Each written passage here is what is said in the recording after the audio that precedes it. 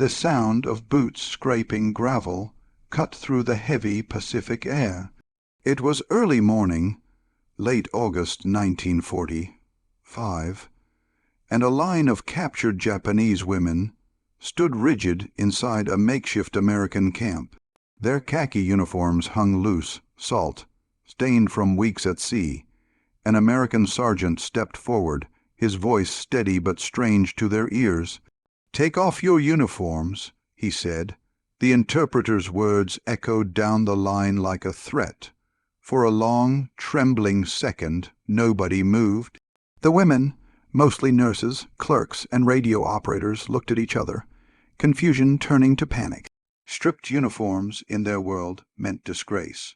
One woman whispered, "Are they going to humiliate us?" The guards didn't raise their rifles. Instead, they stood waiting, arms crossed, eyes averted. Behind them, a Red Cross truck idled, steam rising from its radiator. The air smelled of diesel, rust, and the faint sweetness of wet laundry from the American side of camp. One of the prisoners, Lieutenant Sato, 23 years old, slowly unbuttoned her tunic. Her hands shook, not from fear of exposure, but from the collapse of everything uniform had meant: honor, rank, nation. She folded it carefully, placing it atop her boots. Others followed, one by one, the soft shuffle of fabric louder than any order barked during the war. No laughter came from the guards, only silence, and a strange, almost uneasy respect. Then the sergeant nodded toward a stack of folded garments, simple cotton dresses marked with a small red cross. "Put these on," the interpreter said. "You're not prisoners anymore, you're civilians." The women blinked, unable to process the shift. For years, the Imperial Army had taught them that capture was worse than death, that the enemy would destroy their dignity. Yet here they were, handed clean clothes. One nurse murmured, "They're freeing us by undressing us."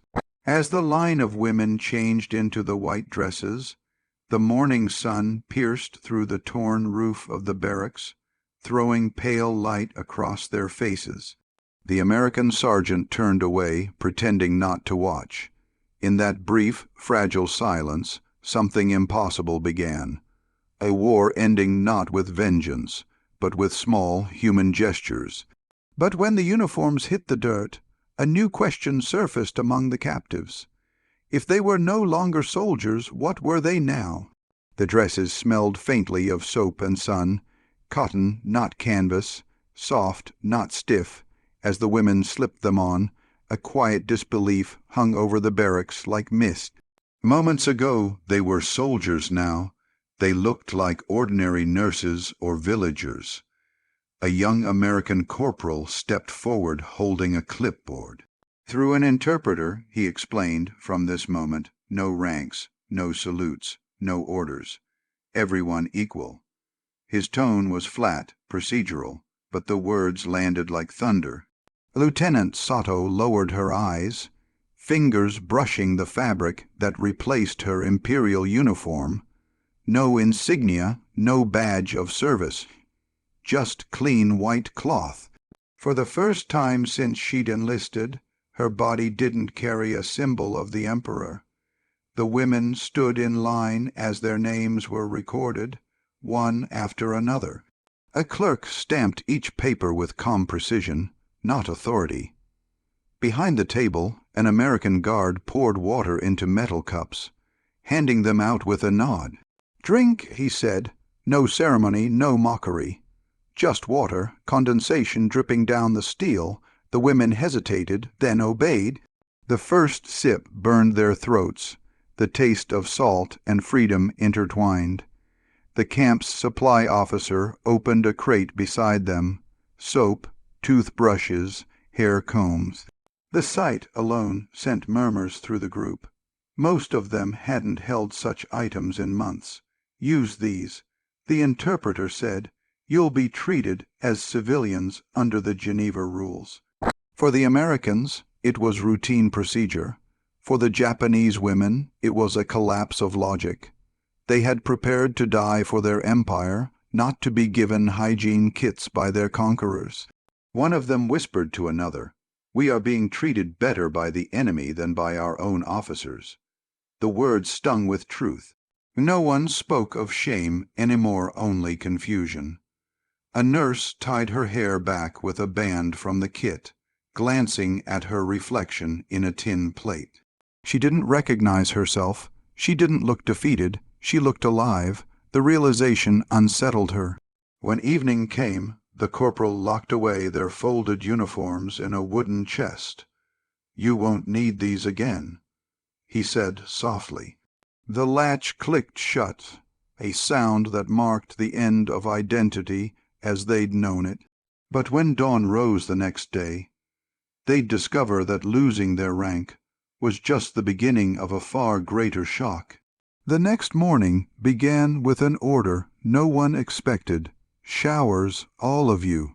The interpreter's voice carried across the campyard as American medics set up makeshift stalls using canvas sheets and metal pipes. Steam hissed through the air as hot water flowed for the first time in months.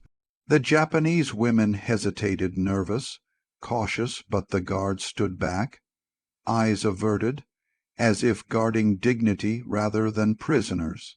Inside the stall, Lieutenant Sato stepped under the stream. The heat bit at her skin, then melted into relief. Real soap, white, perfumed, foreign, lathered between her palms. She hadn't seen it since the war began. The filth of battlefields and transport ships washed away, turning the runoff below her feet gray. She looked down and saw the dirt of empire gone. Outside, a U.S. Army doctor prepared a table with gauze, antiseptic, and notebooks. Through an interpreter, he explained the procedure: medical inspection, wound cleaning, vaccination. His hands moved with clinical precision, never lingering. "It's just health protocol," he said. But to the Japanese women it felt almost sacrilegious. An enemy doctor treating them with care, not contempt. One nurse watched as her infected leg was wrapped with fresh bandages. The doctor muttered, "You should have been treated weeks ago." His tone carried no accusation, only quiet disbelief. The camp's sanitary officer logged every injury: malnutrition, dehydration, trench fungus, lice. The statistics would later note over 60 women treated per day, but no ledger could capture the strangeness of it. Mercy from the other side. Later, in the mess tent, an American medic offered a towel to a young prisoner. She bowed instinctively, unsure why she was being handed something so personal. "Keep it," he said.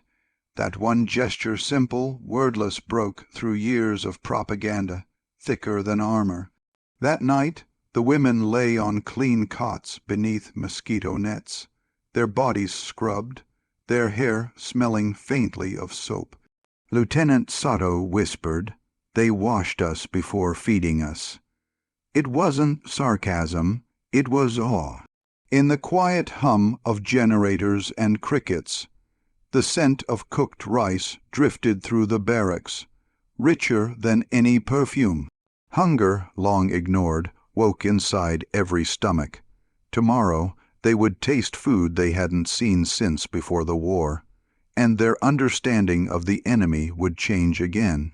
By midday, the camp mess hall filled with smells so rich they felt unreal: boiled rice, fried spam, and canned peaches glistening in syrup.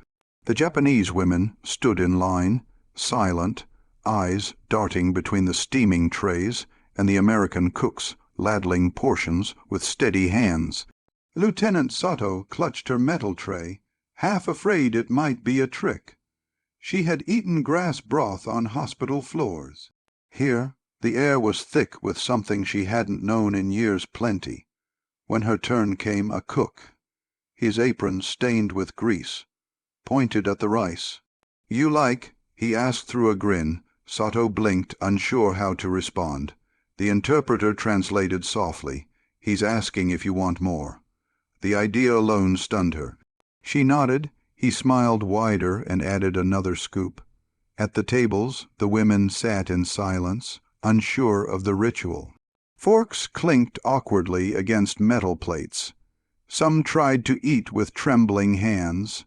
Others whispered prayers of apology. Then came the taste, real grains of rice, oily meat, the salt and sweetness hitting like a memory of home. For a few seconds no one spoke. A U.S. medical officer walked between the rows, checking portions. 2,800 calories per day, he said to the interpreter. The women didn't understand the words, but they saw the math on his clipboard, numbers that meant life. Under their own army, they had survived on 600 at best. One nurse leaned toward another and whispered, "Our soldiers starved us. The enemy feeds us." The sentence slipped out before she realized it, heavy with guilt and disbelief. Around them, American cooks moved with quiet efficiency, refilling trays, pouring water. There was no gloating, no cruelty, only routine. After the meal, a Red Cross volunteer passed around fruit tins. A small sticker on each read, "Gift from the American people." Sato ran her fingers across the label. The paper was smooth, foreign, fragile. She slipped it into her pocket as if keeping proof that this day was real. As night fell, laughter, soft, uncertain, rose from the tables. Hunger had silenced shame, and gratitude had begun to take its place. But before sleep, the women would receive another shock, one that came not from food or kindness, but from the faint crackle of the male clerk's voice calling their names. The next afternoon, a Red Cross clerk entered the barracks with a canvas mailbag slung over his shoulder. The sight alone froze the women mid-conversation. For months, they'd been ghosts cut off from family, from everything beyond barbed wire. The clerk placed the bag on a table, cleared his throat, and began calling names in halting Japanese. Sato, Tanaka, Fujimura. Each name carried the weight of a life possibly lost. The women stepped forward cautiously, as if approaching a relic. Lieutenant Sato's heart hammered when she heard her own. The envelope he handed her was thin, edges yellowed, the handwriting shaky but unmistakable. Her mother's. Her fingers trembled as she opened it. Inside, a few lines written in careful brushstrokes. "If you are alive, the gods have been merciful. Come home as you are." The paper smelled faintly of ink and sea salt, and for a moment the war dissolved. She pressed it to her face, sobbing silently. All around, others wept openly. The Red Cross clerk stood quietly, head bowed, letting the moment breathe. The interpreter explained, "Letters were exchanged through Switzerland. Your families wrote months ago." Reports would later say more than 1,200,000 POW letters were delivered worldwide by the end of 1945. But numbers meant little inside that room. What mattered were voices rediscovered. A nurse named Eiko read hers aloud to a friend who couldn't bear to open hers.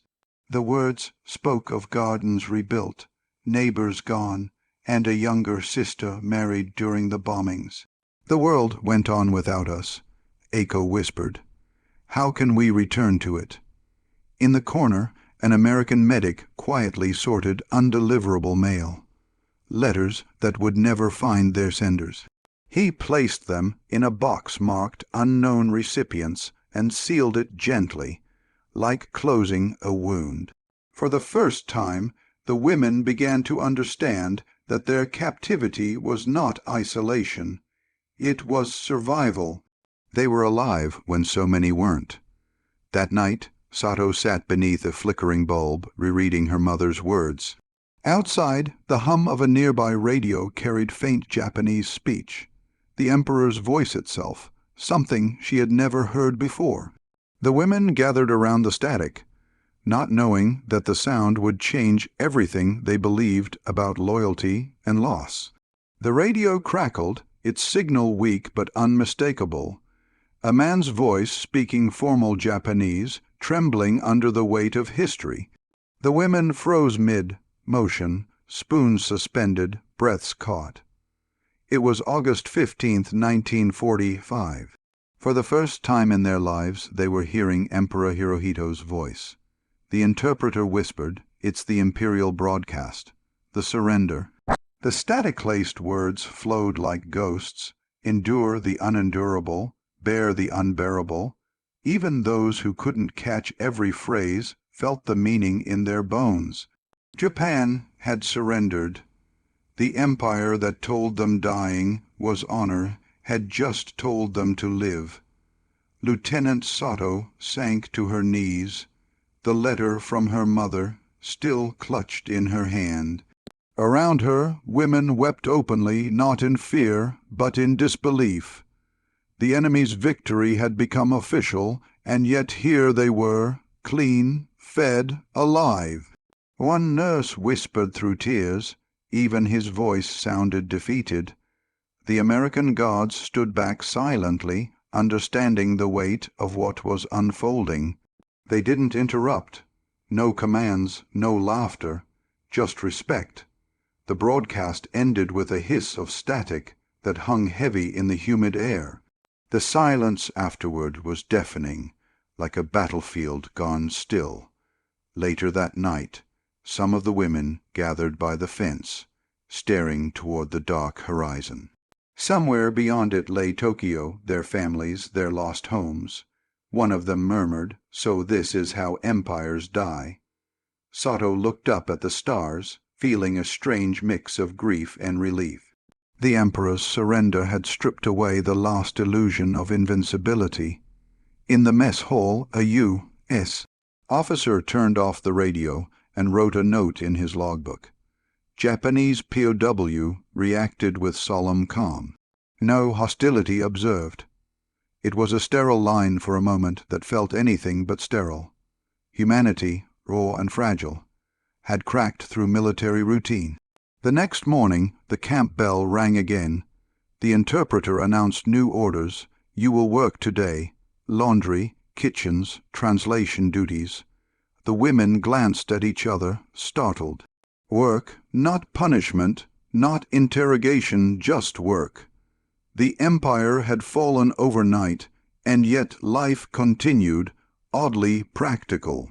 Sato tied her hair with a strip of cloth, still wearing her red cross-dress. "Work," she muttered, half smiling. "Maybe that's how we begin again."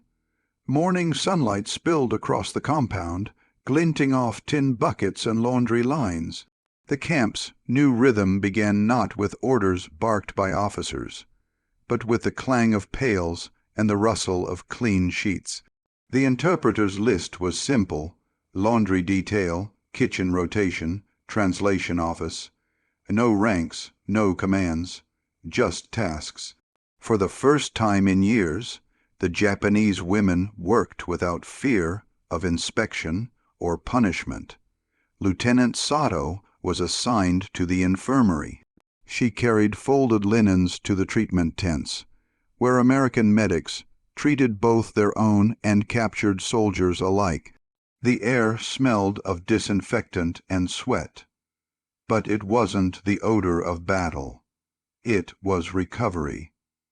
A medic handed her a stack of gauze rolls and nodded. "Here," he said softly. She hesitated before taking them, unused to being treated as an equal.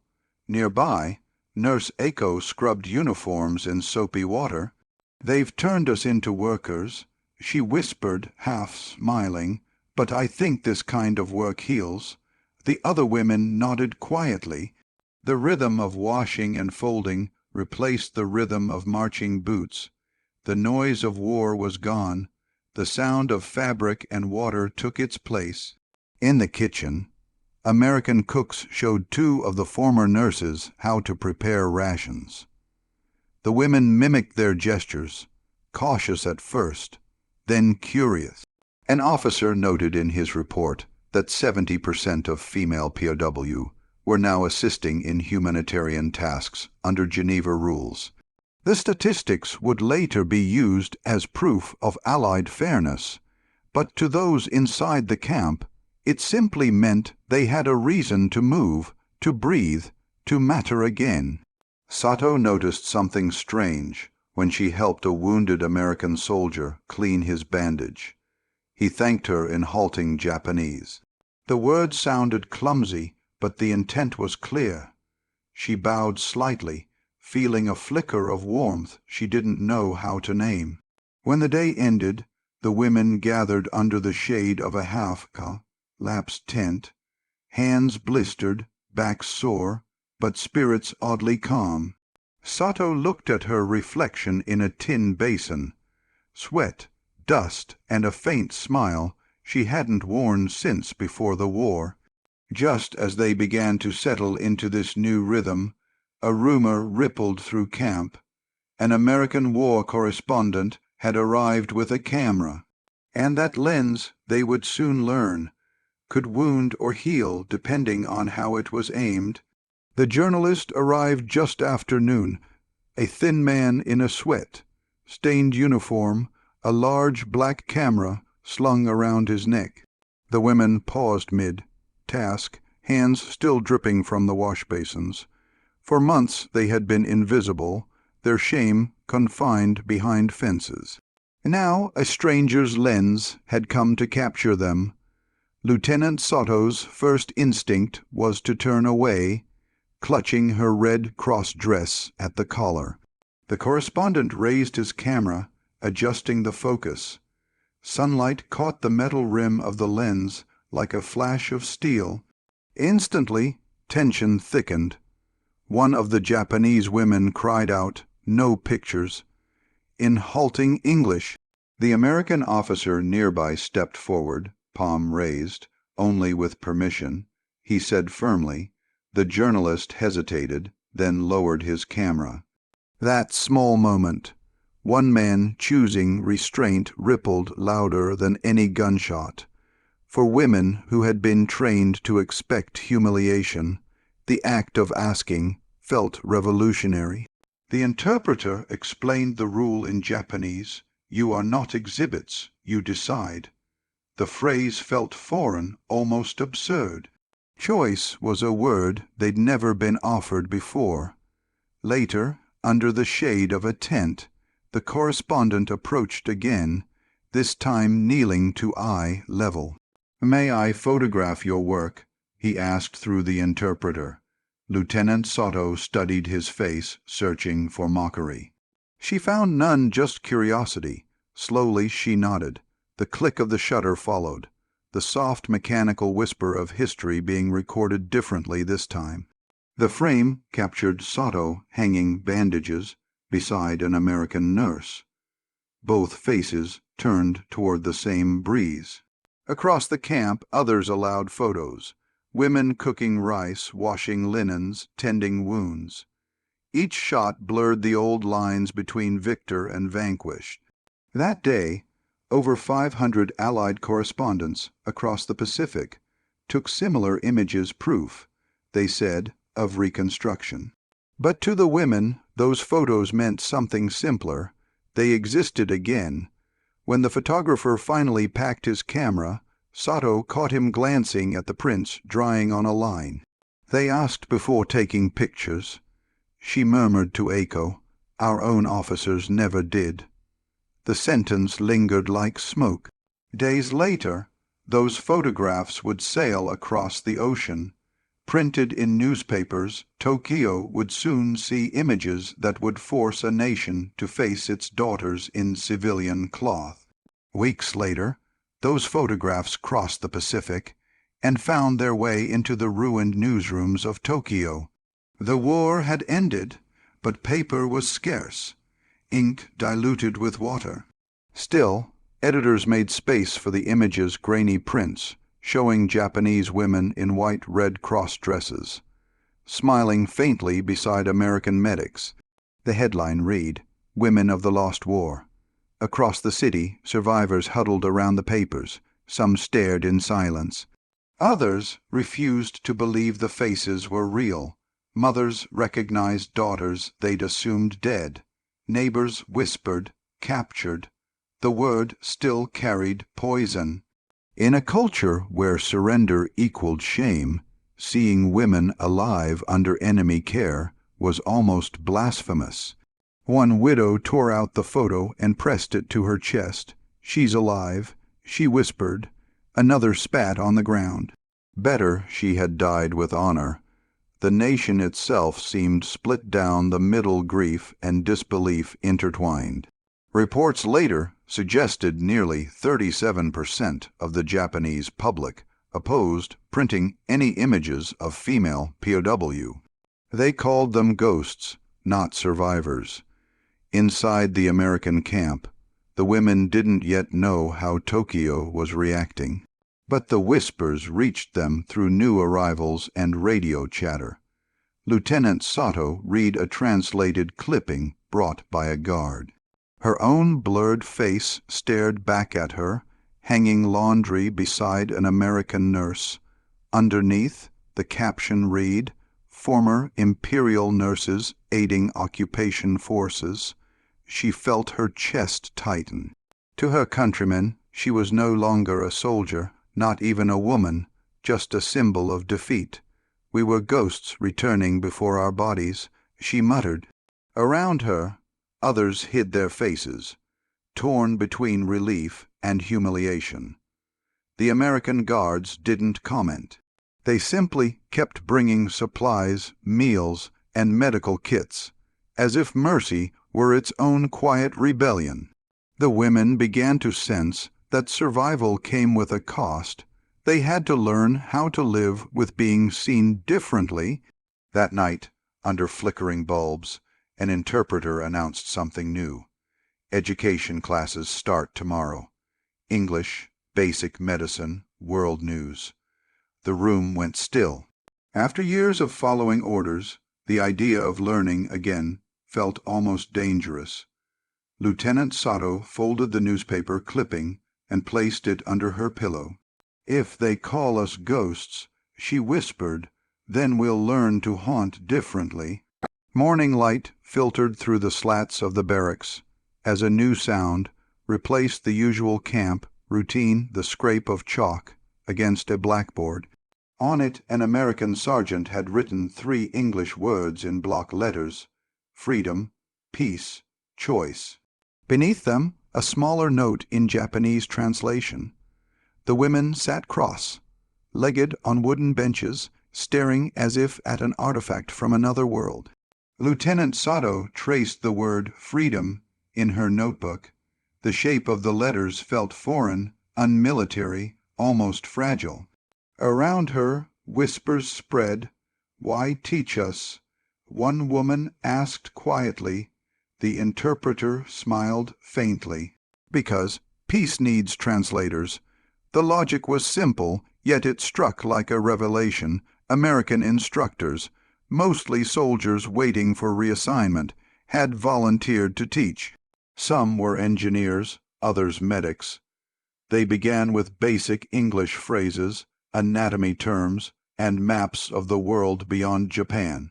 The lessons ran for 2 hours each morning. By winter, reports noted over 900 POW across the Pacific, completing literacy and language courses.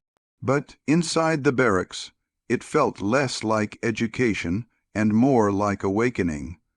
One lesson focused on first aid. The American medic drew diagrams of the human body, explaining wounds, infections, and recovery. When he said the word heal, Sato repeated it softly, almost reverently. The medic nodded and smiled. "Heal," he said again, slower this time. It became more than vocabulary. It became a promise. During breaks, the women practiced writing their own names in Roman letters. Eiko's first attempt looked uneven, hesitant. She laughed, embarrassed. "I've never written my name without kanji," she said. "It feels like becoming someone else." Sato replied, "Maybe that's what they're teaching us." In the evenings, the Americans showed newsreels grainy footage of Tokyo's ruins. of nations rebuilding. The women watched silently, the images of rubble mirroring their inner wreckage.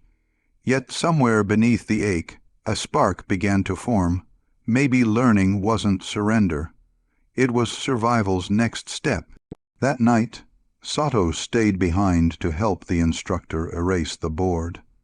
The word choice lingered faintly in chalk dust. She hesitated, then asked, "If we can choose, can we ask questions too?" The interpreter nodded. "Tomorrow, yes. Ask anything." And so, when dawn came, Nurse Tanaka raised her hand during roll call, her voice trembling but clear. "Why did you feed us?" The room went still. Nurse Tanaka's voice, thin but steady, cut through the air like the crack of a rifle. But this time no one ducked. She stood, her Red Cross dress slightly wrinkled, eyes locked on the American officer at the front of the class. "Why did you feed us?" She repeated, slower now, her English rough but clear. The officer froze for a heartbeat. Around him a dozen women held their breath. He set down his pencil, folded his hands, and answered without hesitation, "Because war is over." The interpreter translated, and the words rolled through the room like a slow wave, simple, final, human. For a long moment no one spoke. Tanaka looked at the man's face, expecting arrogance or pity. She found neither. There was exhaustion there, something shared, something human. He said it like a confession. She whispered to Sato later. Not a boast. That evening the officers gathered outside the barracks to smoke. The interpreter noted the conversation in his log. Female POW asked moral questions today. Showed curiosity, not hostility. He underlined one line twice, "Because war is over." Inside, Tanaka replayed those words again and again. She thought of the rations, the letters, the classroom, the soap.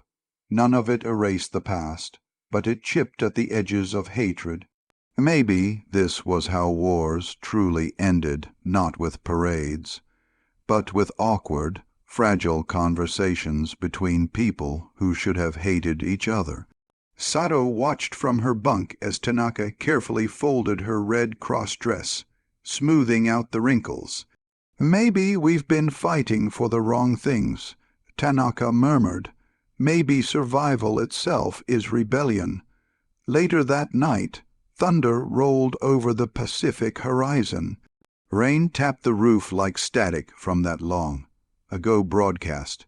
The women lay awake, listening not to orders or explosions, but to the sound of water, clean and unthreatening.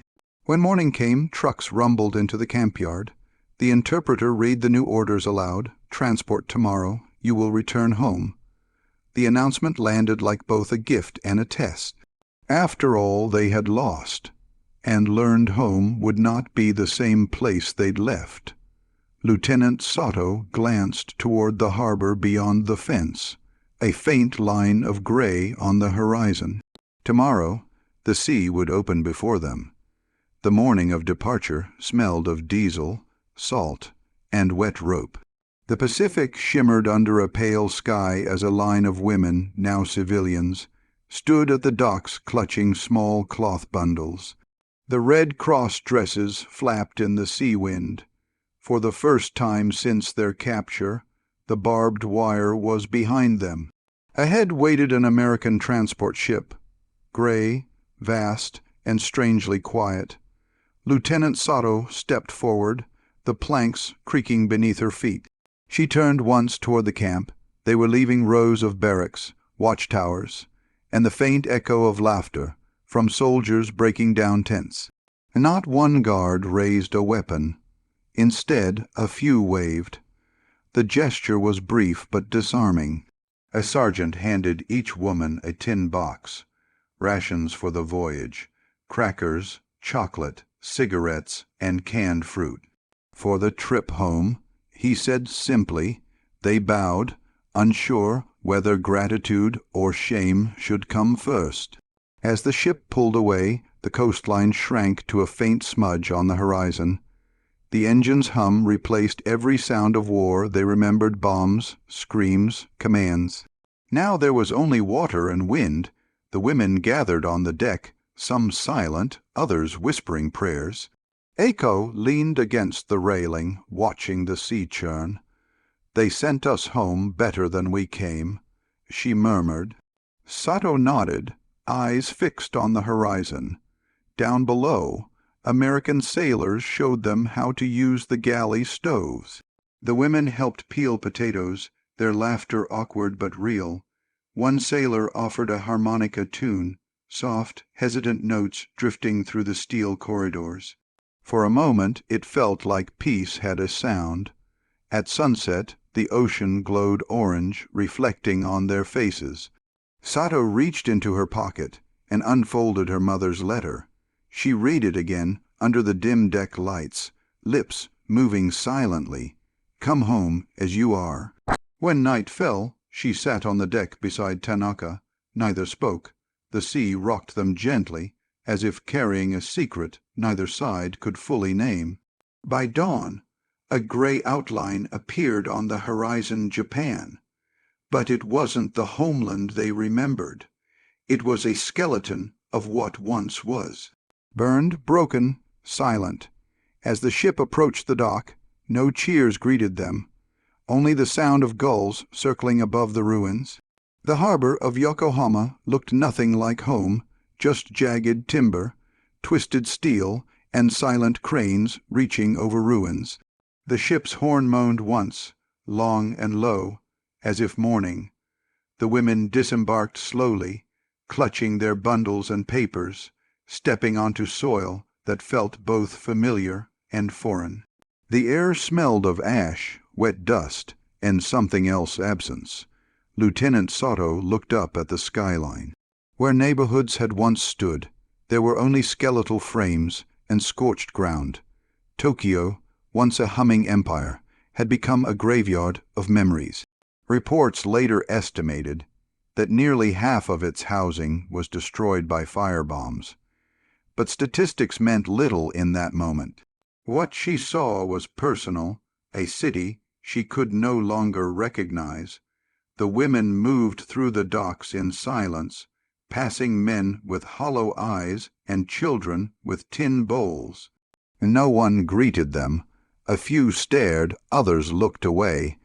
Their red cross dresses drew suspicion, too clean, too foreign.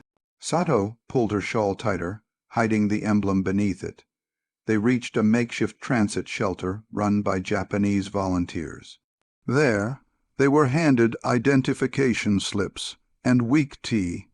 One volunteer whispered, "You are lucky to have returned." The phrase was meant kindly, but it cut deep. Luck, to them, had come dressed as the enemy. That night, they slept on tatami mats in a school gymnasium that smelled of smoke and disinfectant. Through the broken windows, the city's silence pressed in like a living thing. Sato couldn't sleep. She watched the moonlight fall across the faces of her companions, women who had survived everything only to come home to nothing. In the morning, she walked through the ruins of her old neighborhood. A single wall of her family's house still stood, blackened and leaning. Beneath it, she found half of a ceramic bowl, still holding the imprint of her mother's brushwork. She placed it in her bag without a word. Eiko joined her, eyes wide at the devastation. "We came back clean," she whispered, "and the city is still burning." The words carried no bitterness, only stunned clarity. They stood there until smoke from a distant chimney caught Sato's attention. A sign of life. Someone, somewhere, was rebuilding. Without speaking, she turned toward it and began walking. Tomorrow, that step would become something more. A quiet act of defiance disguised as healing. Years passed, and the war faded into textbooks, but its ghosts never left. By 1952, Japan was a country reborn, factories humming, schools rebuilt, and women stepping into roles once unthinkable. In a small Tokyo clinic tucked between new concrete buildings, Lieutenant Soto, now Nurse Soto again, adjusted her white coat and opened her worn medical bag. On its side, stitched neatly into the fabric, was a small, faded American uniform patch. Patients sometimes asked about it. A souvenir, they'd say with polite curiosity. Sato would smile faintly. A reminder, she'd reply. The patch wasn't decoration. It was a symbol of the day she learned that mercy could survive war. Every time her hands touched it, she remembered that first morning in the camp, the moment a stranger told her to remove her uniform, and, without realizing it, gave her back her humanity. Her clinic was modest, 6 beds, a radio, and a cracked window that overlooked a street once reduced to rubble. Women from the neighborhood came for checkups, vaccinations, childbirth. They called her Sensei Sato. Few knew her past, fewer asked. She didn't hide it, but she didn't explain it either. Her life now was her explanation. One afternoon, a young nursing student noticed the patch and asked, "Sensei, why do you keep it?" Sato looked up from her notes. Outside, the rain tapped gently against the window, the same rhythm as that stormy night in the camp. She answered slowly, "Because it reminds me what mercy can look like." That line, simple, unembellished, carried the weight of everything she'd seen: hunger, surrender, survival, kindness. For her, redemption hadn't come in grand gestures or political speeches, but in soap, food, letters, and a single English word she'd once traced on a chalkboard choice. As evening fell, she walked to the door and watched the city glow with neon signs and street lamps. Japan had changed beyond recognition, and so had she. The same woman who once believed capture was dishonor now taught compassion as duty. Before closing the clinic, she touched the patch one last time, whispering to herself, "They told us to take off our uniforms. Maybe that's how we found our humanity." The hum of distant trains filled the night, steady, alive, unafraid. The war was over, truly this time, and the world, somehow, had learned to begin again.